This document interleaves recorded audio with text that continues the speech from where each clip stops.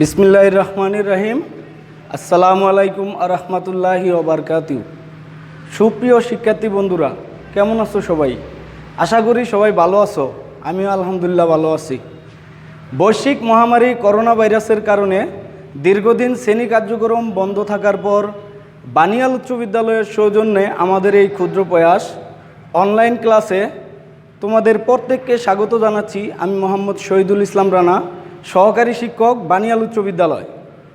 তো বন্ধুরা, আজকে আমরা আলোচনা করব নবম শ্রেণীর গণিত।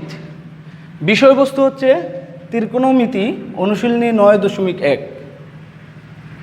তো আমরা যেহেতু আজকে আমার এটা প্রথম ক্লাস, তো আমি একেবারে প্রথম থেকে আরম্ভ করব। আমাদের বিষয়বস্তু ত্রিকোণমিতি। ত্রিকোণমিতিকে ভাঙলে বা বিশ্লেষণ করলে আমরা পাই ত্রিকোণ, যার অর্থ হচ্ছে তিন কোণ, এবং মিতি, যার অর্থ হচ্ছে পরিমাপ। অর্থাৎ ত্রিকোণমিতি শব্দের অর্থ হচ্ছে তিন কোণের পরিমাপ। তো বন্ধুরা, যেহেতু ত্রিকোণমিতি হচ্ছে তিন কোণের পরিমাপ, তো এখানে আরও জানিয়ে রাখছি যে শুধু তিন কোণ নয়, তিন বাহুর ও পরিমাপ। আমরা জানি তিনটি বাহু দ্বারা যে চিত্র অঙ্কিত হয় তার নাম হচ্ছে ত্রিভুজ। ত্রিভুজ আবার বিভিন্ন প্রকারের হয়ে থাকে, যেমন বাহুভেদে ত্রিভুজ তিন প্রকার: সমবাহু ত্রিভুজ, সমদ্বিবাহু ত্রিভুজ, বিষমবাহু ত্রিভুজ। আবার কোণভেদে ত্রিভুজ তিন প্রকার: সমকোণী ত্রিভুজ, সূক্ষ্মকোণী ত্রিভুজ এবং স্থূলকোণী ত্রিভুজ। তো আমরা ত্রিকোণমিতিতে যে ত্রিভুজটি ব্যবহার করব তার নাম হচ্ছে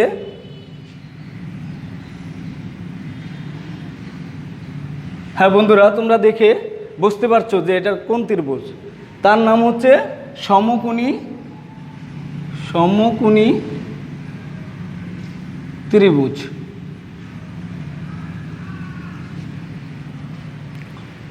এর নামকরণ করে দিলাম এ বি সি।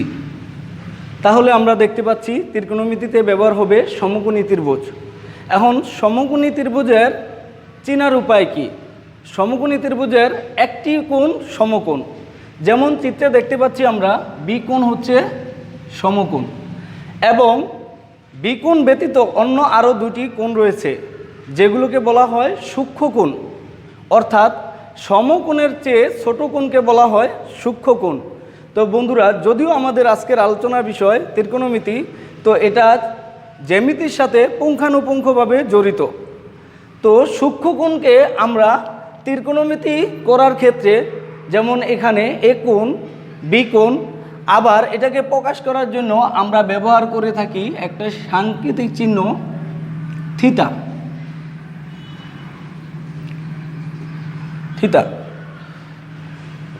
তো আমরা দেখলাম সমকোণী ত্রিভুজ দিয়ে আমরা ত্রিকোণমিতি করব।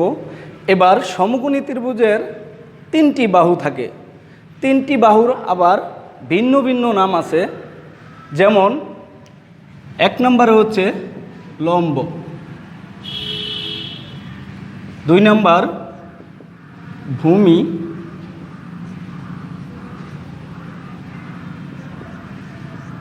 তিন নম্বরটা হচ্ছে অতিভুজ। এখন বন্ধুরা, আমাদের সমকোণী ত্রিভুজের তিনটি বাহুর নাম আমরা পেলাম লম্ব, ভূমি, অতিভুজ। এখন আমরা তিনটি বাহুকে চিনব যে কোন বাহুটির নাম কোনটি। তাহলে আমরা দেখতে পাচ্ছি চিত্রে এ বি সি সমকোণী ত্রিভুজ। এখানে আমরা শুরুতেই চিনব অতিভুজ। সমকোণী ত্রিভুজের সমকোণের বিপরীত বাহুকে অতিভুজ বলে।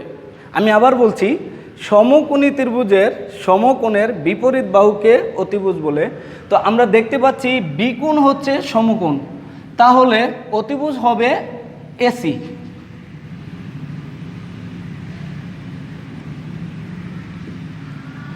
তাহলে আমরা অতিভুজ পেলাম। এবার চিনব লম্ব এবং ভূমি। সমকোণী ত্রিভুজের দুটি কোণ সূক্ষ্মকোণ। সূক্ষ্মকোণ অর্থাৎ এখানে এ কোণ, আরেকটি কোণ হচ্ছে সি কোণ।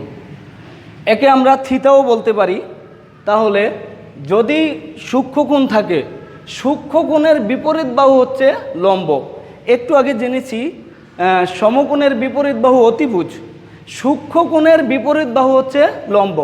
যদি কোণ সিকোণ হয় তাহলে লম্ব হবে এবি,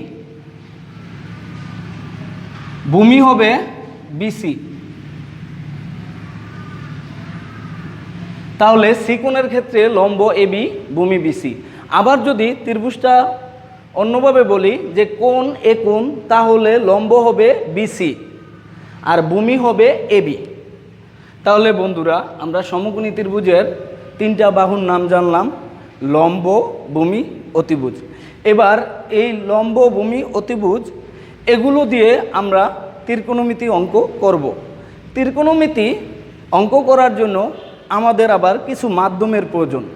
যেমন ছোটোবেলায় আমরা যখন ক্লাস 1-এ ভর্তি হয়েছি তখন বাংলা পড়ার জন্য আমাদের জানতে হয়েছে সরেয়, সরেয়া, ক খ, আকার ও শিকার।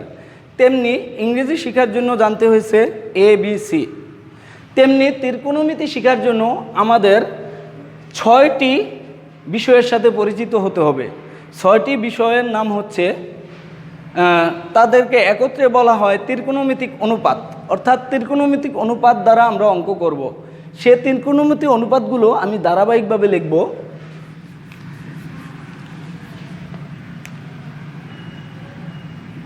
সাইন, কোসেক, কজ, সেক, টেন, কট। এই 6টি হচ্ছে ত্রিকোণমিতিক অনুপাত। এবার এর সাথে ত্রিকোণমিতিক অনুপাতগুলো সবসময় তার সাথে একটি কোণ থাকে। যেমন এখানে এ কোণ হতে পারে, বি কোণও হতে পারে, সি কোণও হতে পারে, ডি কোণও হতে পারে, পি কোণ হতে পারে, আলফা, বিটা, গামা এগুলো হতে পারে। তো আমরা বলছি যে সূক্ষ্মকোণকে থিতাও ধরতে পারি। তাহলে আমরা প্রত্যেকটার সাথে থিতা দিয়ে দিব।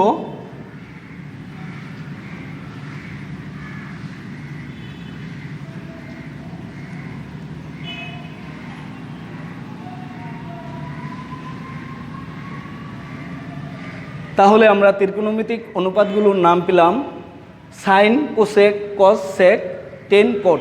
আমি এমনভাবে লিখেছি যাতে একটার সাথে আরেকটার সম্পর্ক দেখাতে পারি। যেমন সাইনের সাথে সম্পর্ক হবে কোসেকের, কজের সাথে হবে সেকের, টেনের সাথে সম্পর্ক হবে কটের। তো এগুলো দিয়ে আমাদের এখন সূত্র লিখতে হবে। সূত্র ব্যতীত তো অঙ্ক করা যাবে না। তাহলে সূত্র, ত্রিকোণমিতিক অনুপাত 6টা সূত্র লিখব সমকোণী ত্রিভুজের 3টা বাহু দ্বারা, অর্থাৎ লম্ব, অতিভুজ, ভূমি দ্বারা। এজন্য আমি 3টি ছন্দের ব্যবহার করব। 1 নম্বর ছন্দ, সবাই মনোযোগ দিয়ে দেখো।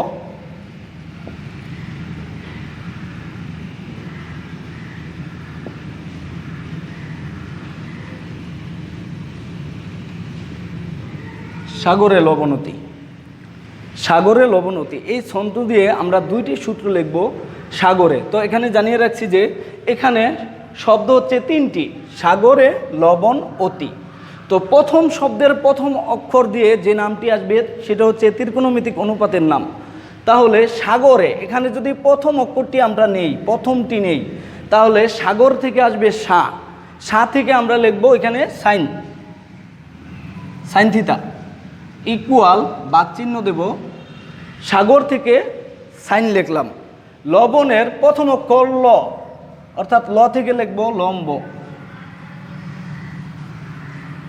অতির প্রথম অক্ষর অ, ওই জায়গা থেকে আমরা লিখব অতিভুজ।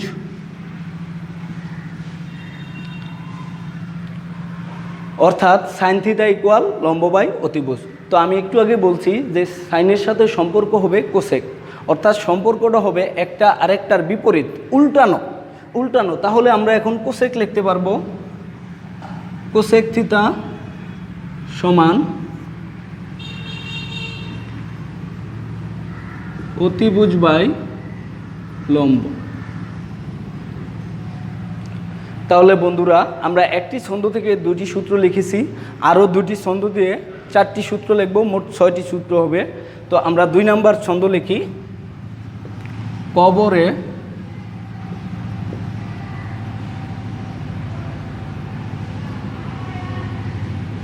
বয়তি, কবরে বয়তি। তো কবরের প্রথম অক্ষর হচ্ছে ক। তো যেহেতু কোসেক চলে গেছে, এখন ক দিয়ে শুধু রয়েছে কস, তাহলে কবর থেকে আসবে কস থিতা ইকুয়াল ভাগচিহ্ন দেব, তারপর লিখব বয়ের ব থেকে আসবে, ব দিয়ে আসবে ভূমি, অতির অ থেকে হবে অতিভুজ, অতিভুজ। তাহলে আমরা পেলাম কস থিতা সমান ভূমি বাই অতিভুজ। এবার কজের সাথে সম্পর্ক হচ্ছে সেকের, তাহলে সেক থিতা কসকে উল্টালে হবে সেক থিতা, তাহলে সেক থিতা সমান হবে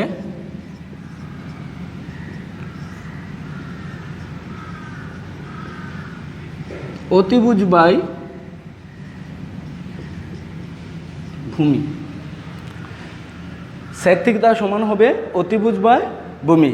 এখন বন্ধুরা আমাদের আরও দুটি সূত্র বাকি রয়েছে, ওগুলো হচ্ছে একটি ছন্দ দিয়ে লিখব টেন এবং কট।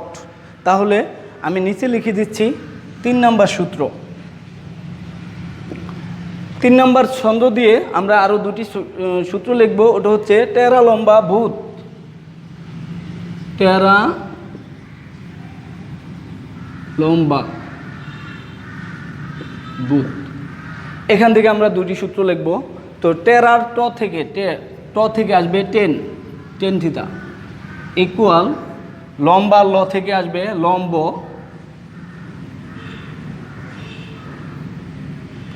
বয়ের ভূ থেকে আসবে ভূমি, অর্থাৎ টেন থিতা ইকুয়াল লম্ব বাই ভূমি। তাহলে আমরা লিখতে পারবো কট থিতা সমান ভূমি বাই লম্ব।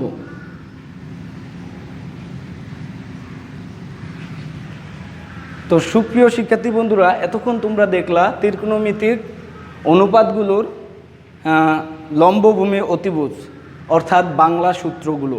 এই সূত্র দিয়ে আমরা এখন অঙ্ক করব, ওই অঙ্কটাই আজকে আমাদের শিখতে হবে। আমি একটি অঙ্ক করব এবং দুটি অঙ্ক বাড়ির কাজ রেখে যাব তোমাদের জন্য। তো আমরা পেলাম সাইন থিটা সমান লম্ব বাই অতিভুজ, কোসেক থিটা হচ্ছে অতিভুজ বাই লম্ব, কস থিটা হচ্ছে ভূমি বাই অতিভুজ, সেক থিটা হচ্ছে অতিভুজ বাই ভূমি, টেন থিটা হচ্ছে লম্ব বাই ভূমি, কট থিটা হচ্ছে ভূমি বাই লম্ব। এখন আমরা গাণিতিক আলোচনায় চলে যাব। আমি এখন বোর্ডের মধ্যে একটি অঙ্ক লিখব, তারপরে সমাধান করে দেব।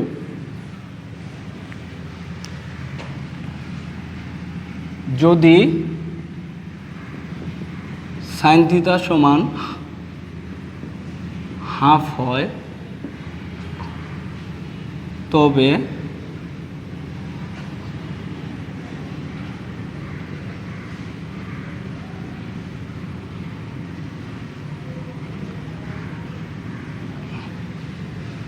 ত্রিকোণমিতিক অন্যান্য অনুপাতগুলোর মান নির্ণয় করো।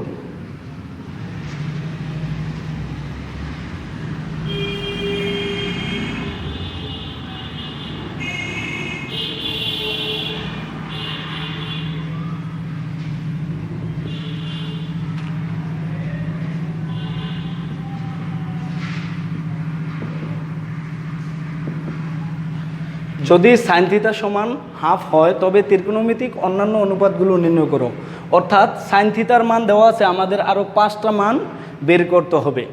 তাহলে আমরা বের করব, যেহেতু সাইনের সাথে কোসেক, সেক, কস, টেন, কট এগুলো রয়েছে, বাকিগুলোর মান বের করব। তার আগে আমরা এটার সমাধান করে নিই। দেওয়া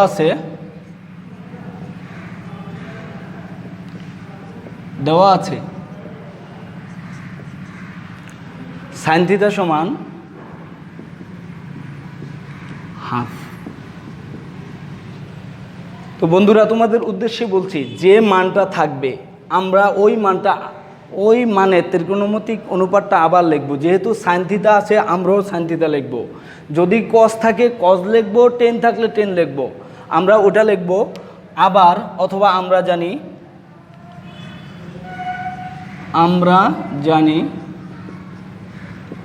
সাইন থিটা সমান বাংলা সূত্রটা একটু আগে আমরা জেনেছি সাইন থিটা সমান হচ্ছে লম্ব বাই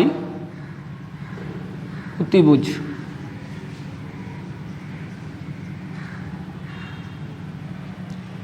সাইন থিটা ইকুয়াল লম্ব বাই অতিভুজ। তো আমরা একটু আগে দেখতে পাচ্ছি যে সাইন থিটা ইকুয়াল হাফ। তাহলে আমরা যদি দুটা তুলনা করি তাহলে উপরে লম্ব উপরে 1, অর্থাৎ লম্বর মান হবে 1 এবং অতিভুজের মান হবে 2। এখন আমরা লম্ব এবং অতিভুজ পেলাম, আমাদের বাকি রয়ে গেছে ভূমি। ভূমিটা এখন আমাদের নির্ণয় করতে হবে। ভূমিটি বের করার জন্য পিথাগোরাসের সূত্রের সংক্ষিপ্ত রূপটি আমরা ব্যবহার করব। পিথাগোরাসের সূত্রের সংক্ষিপ্ত রূপটি হচ্ছে অতিভুজ স্কোয়ার ইকুয়াল লম্ব স্কোয়ার যোগ ভূমি স্কোয়ার। তো আমরা ওই সূত্র দ্বারা ভূমিটি বের করব। তাহলে আমরা এখন লিখব বন্ধুরা, সুতরাং পিথাগোরাসের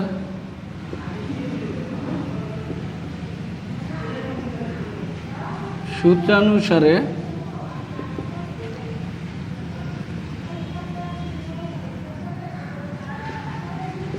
অতিভুজ স্কোয়ার ইকুয়াল লম্ব স্কোয়ার প্লাস ভূমি স্কোয়ার। এই কাজটা করতেছি আমরা যদি ত্রিকোণমিতিক অনুপাতগুলোর মধ্যে লম্ব, ভূমি, অতিভুজ এই তিনটির মধ্যে যদি আমরা দুটির মান থাকে, বাকিটি বের করতে হয়, তাহলে পিথাগোরাসের সূত্রের সাহায্যে আমাদের বের করতে হবে।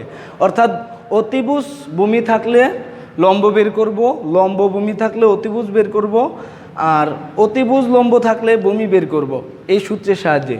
তাহলে আমরা একটু আগে দেখেছি লম্ব হচ্ছে 1, অতিভুজ হচ্ছে 2। তাহলে আমরা লম্ব, অতিভুজ, ভূমি এগুলো বের করব।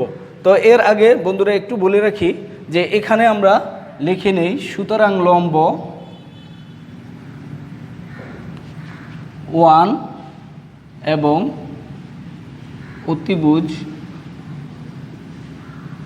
2। তাহলে পিথাগোরাসের আমরা সমাধানটা যদি করি তাহলে হবে অতিভুজ স্কোয়ার, অর্থাৎ অতিভুজের পরিবর্তে আমরা লিখতে পারবো 2। তাহলে 2 স্কোয়ার ইকুয়াল লম্ব, লম্ব হচ্ছে 1 স্কোয়ার প্লাস ভূমি, ভূমি নির্ণয় করতে হবে, তাহলে ভূমি স্কোয়ার, ভূমি স্কোয়ার বা 2 স্কোয়ার করলে হবে 4, 2 দুগুণী 4, আর আমরা জানি 1 স্কোয়ার করলে 1 প্লাস ভূমি স্কোয়ার, ভূমি স্কোয়ার দেব। তাহলে আমরা এখান থেকে ভূমি নির্ণয় করব। তো বন্ধুরা বাকিটুকু আমি তোমাদের উপরে করে দিচ্ছি।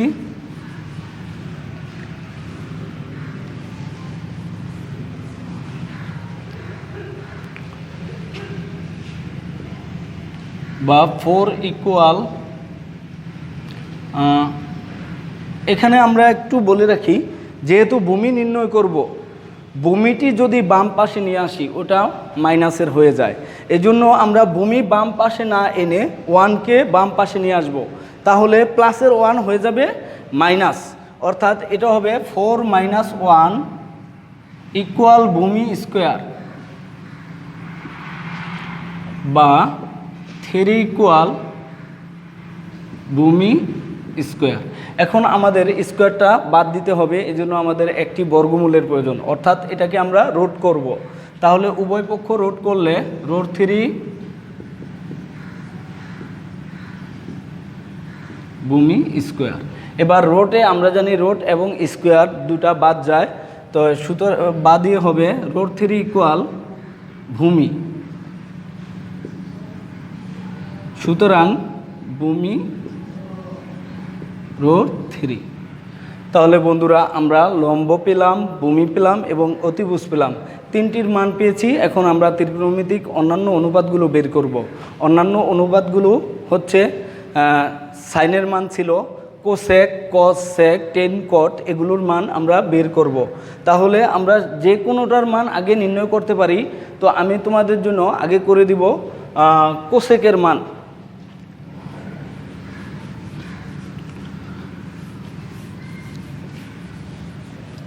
আমরা গাণিতিক বিশ্লেষণ থেকে পেয়েছি লম্ব হচ্ছে 1, ভূমি হচ্ছে √3 এবং অতিভুজ হচ্ছে 2। তো এখন বের করব সুতরাং কোসেক থিটা।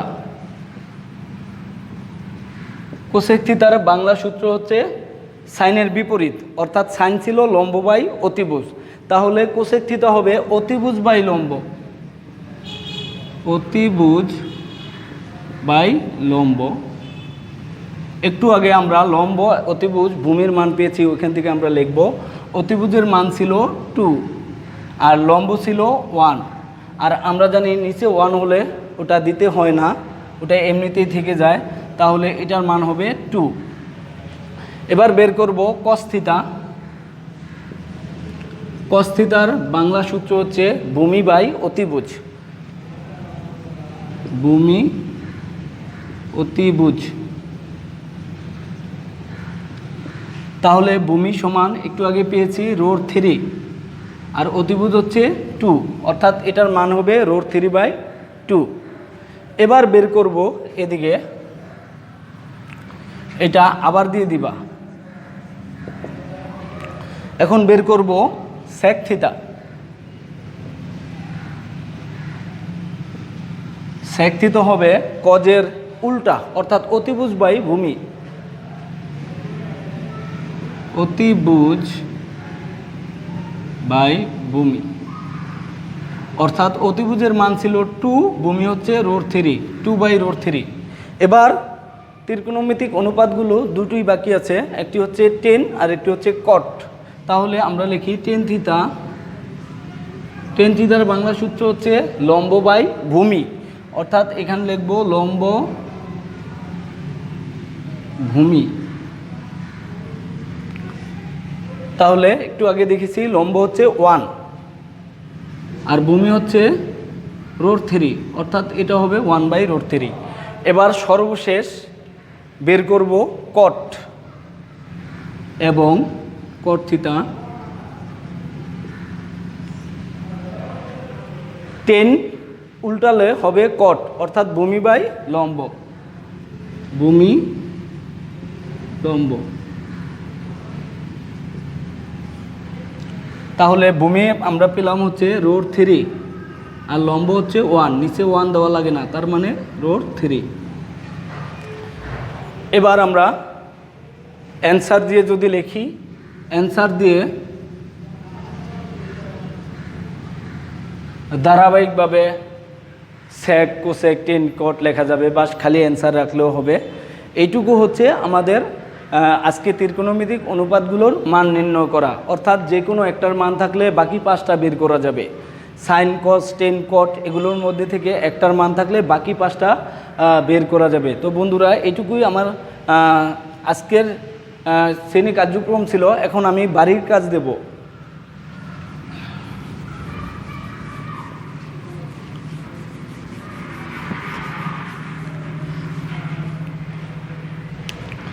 বাড়ির কাজ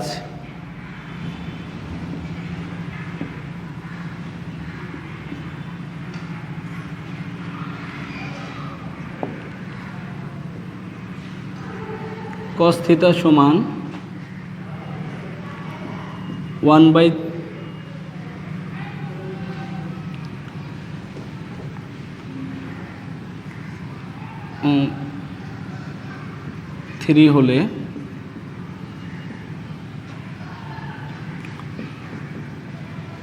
tan θ এর মান কত?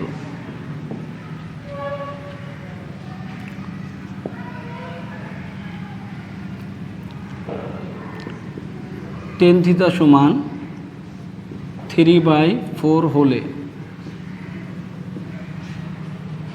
ত্রিকোণমিতিক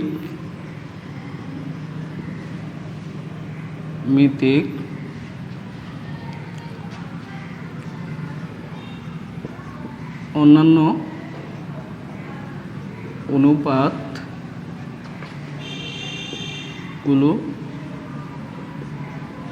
লিখো। তো সুপ্রিয় শিক্ষার্থী বন্ধুরা, আজকে শ্রেণী কার্যক্রম এ পর্যন্তই। যেহেতু এটা আমার প্রথম ক্লাস ছিল, তো আমি প্রাথমিক থেকেই শুরু করলাম ত্রিকোণমিতি। এরপরে বিস্তারিত আরও বিষয় নিয়ে তোমাদের সাথে থাকব। সবার মঙ্গল কামনায় সবাই ভালো থেকো, সুস্থ থাকো, নিরাপদে থেকো। আমি আমার ক্লাস এখানেই শেষ করছি। আল্লাহ হাফিজ।